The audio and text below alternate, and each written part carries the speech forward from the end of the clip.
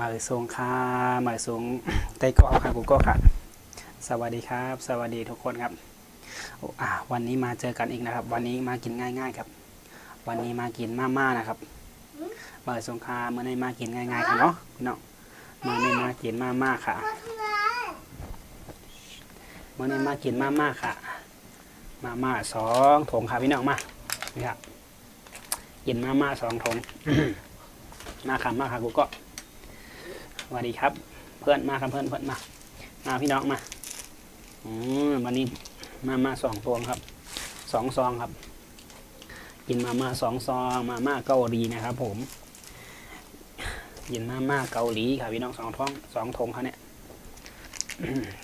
เผ็ดค่ะรสเผ็ดกินมา2 ถุงครับพี่น้องมาเห็นจำกันมันไม่ได้เอาง่ายเห็บเบิ้ลนะครับนะง่ายแง้มเห็บเบิ้ลครับพี่น้องก็ย้อนตังจอยแถมดีพี่น้องเขาค่ะเนาะจอยกดไลค์กดแชร์ปันแห้งใจอินค่ะเนาะจอยตุ้ยปันอินค่ะเนาะ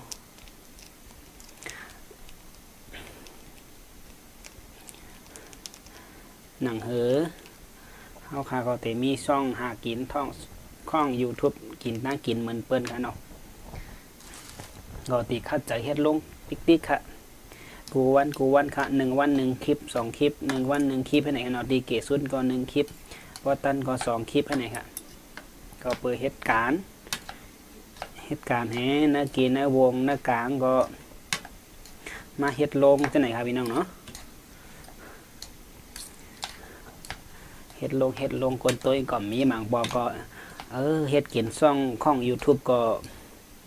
แห้งแต่บ่ไข่แห้งครับพี่น้องก็ปลองใจอยู่กันเนาะเพราะอยู่เมืองเฮาค่ะเมื่อเร็วการเน็ตก็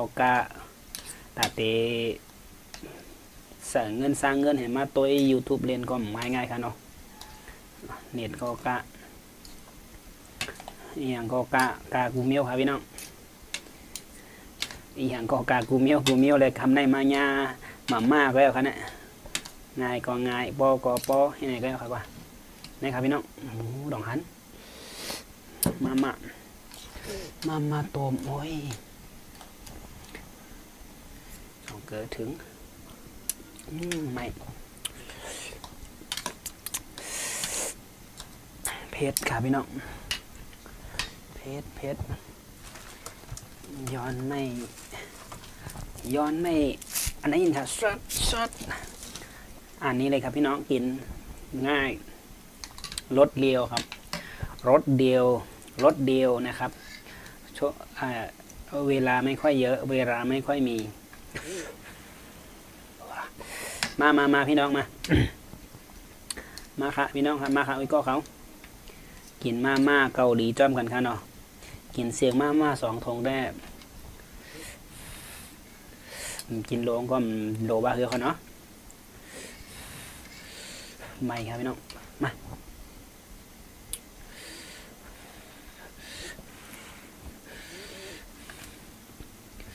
มาครับไว้ก่อนโอ้ย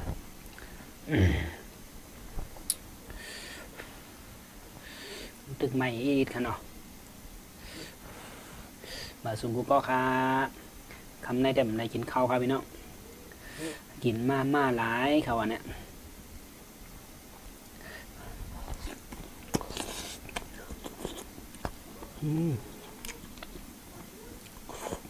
ร้อนครับพี่น้องไม่ครับพี่น้อง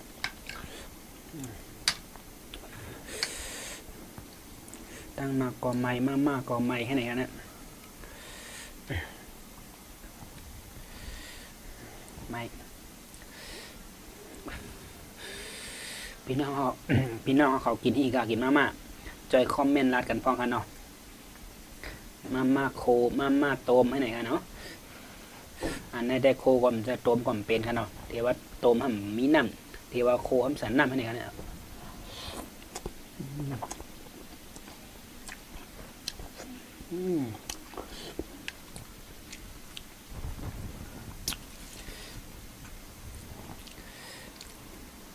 กับผ้า ผักหมี่หอมผักหมี่ขาวครับพี่น้องอันกำก่อมมีอย่างครับบนดาก้นเหตุการณ์ปอลึกงานหน้าก็อยากทำกันเนี่ย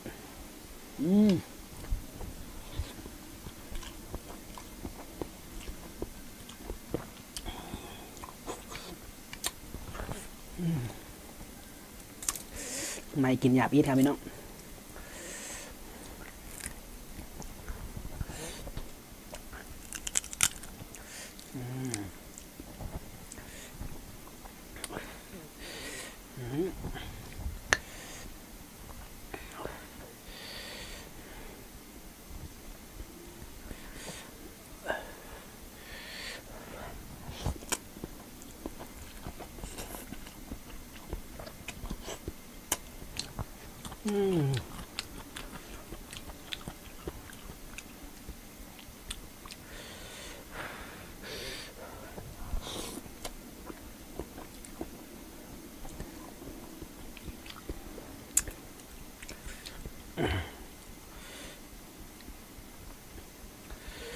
เผ็ดก็เผ็ดไม่ก็ไม่หวานก็หวานครับพี่น้องมาครับพี่น้องมาทั้งร้อนทั้งอร่อยครับพี่น้อง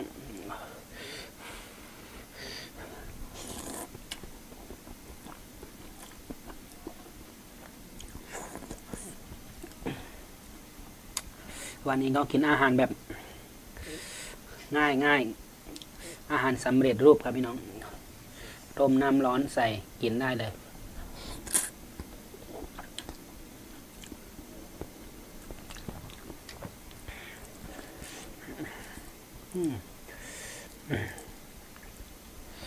เอาผักหมี่หอมมากินตั้งตึกย่านแม่งครับพี่น้อง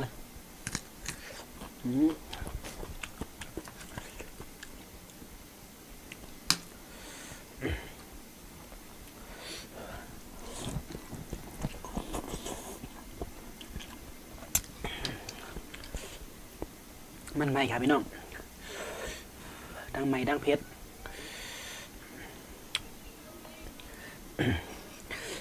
ป้องกัดทำบ่ำหวานครับเนาะป้องไม่ห้ามกินหยาบ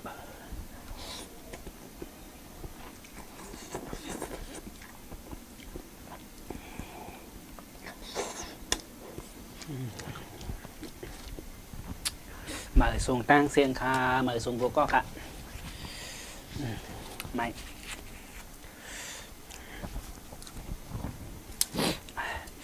มาค่ะพี่น้องเหรอกินมาจ้องกันค่ะ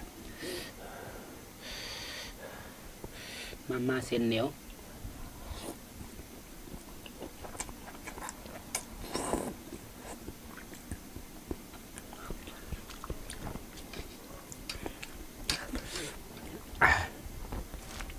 น้ำหมักพิษพ่องกับข้าวตาครับพี่น้อง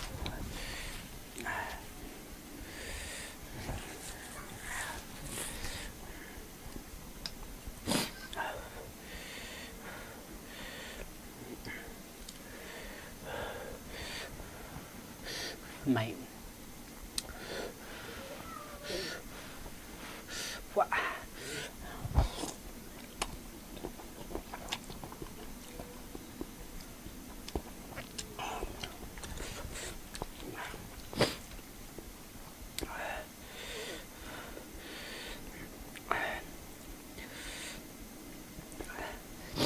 เพชรก็ถึงดีไหมให้ก็ถึงดีนะครับพี่น้อง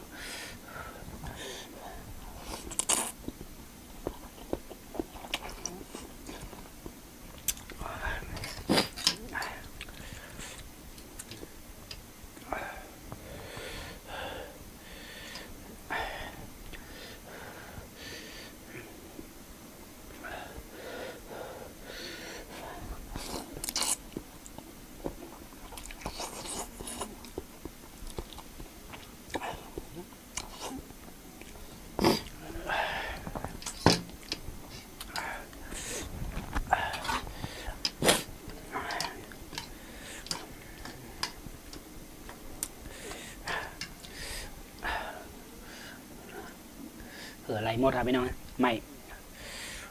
มากกว่าไม่เผ็ดกว่าเผ็ดทางเผ็ดทางร้อนครับพี่น้อง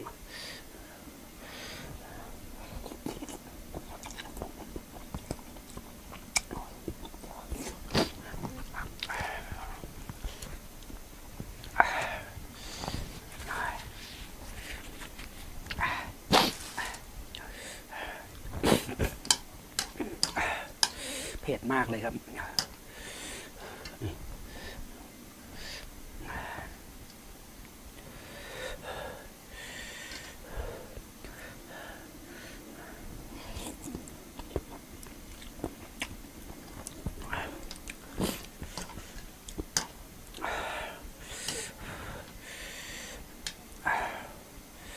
อากาศก็ร้อน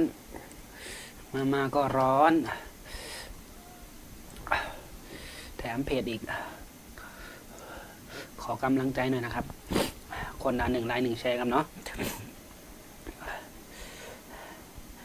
ย้อนแห้งจากพองคาพี่น้องเนาะจอยกดไลค์กดแชร์บันพองคาเนาะตั้งแคมให้ตั้งดีตัวเห็มดีตัวเหเด็กคัดเจอเฮ็ดกว่าเรียมกึดลือครับข้ามเปิ้นว่าอีสังก็อยากเพราะเขาคัดเจอเนาะลือเลยตั้งคัดเจอกันเนาะ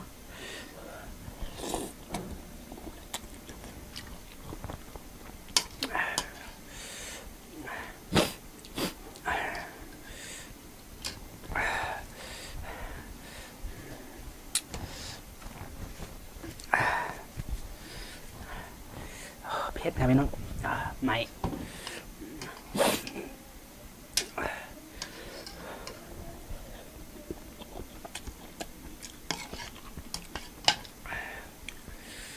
บอกคัดเจอเนี่ยมันเป็นไรมีในครับเนาะกรมนั้นในเด็กคัดเจอกว่าครับพี่น้องเขาก็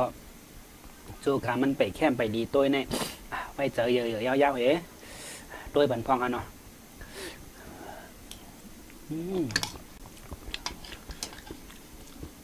หนังหือมันเตะเข้มหนังหือมันเตะดีตัวไหนขอคัดเจออยู่กันเนาะ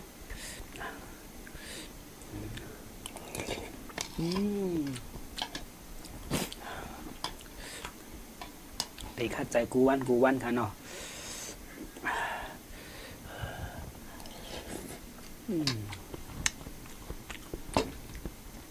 เพชรค่ะพี่น้องนำก่อตองไหมอะไรลงไหนลงนะคร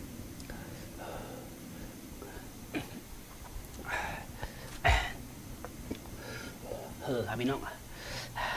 เพชรจอมแขนก็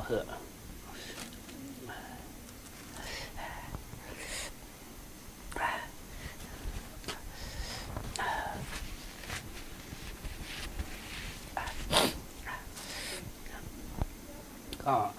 ขอกำลังใจนะครับพี่น้องขอกำลังใจคนละ1 ไลค์ 1 แชร์นะครับย้อนแห้งจากฟังครับพี่น้องเนาะขอ1 ไลค์ 1 แชร์จอยกันพองกันเนาะโอเคเมื่อสงคราบนด่านเมื่อไหร่ได้เด็กกึดดึกไว้มองหน้าก่อนค่ะเนาะจองไก่ย่ากันทางคลิปเมื่อค่ะเมื่อซุงกูก็ค่ะสวัสดีครับสำหรับคลิปนี้ก็จะประมาณนี้นะพี่น้องเดี๋ยวเจอกันใหม่คลิปหน้าครับผมขอบคุณที่รับชมทุกคนทุกท่านนะครับยินชมกูก็ตีเข้ามาตัวใดมาปั่นแห้งกูก็ค่ะมาซุงกูก็ค่ะบ๊ายบาย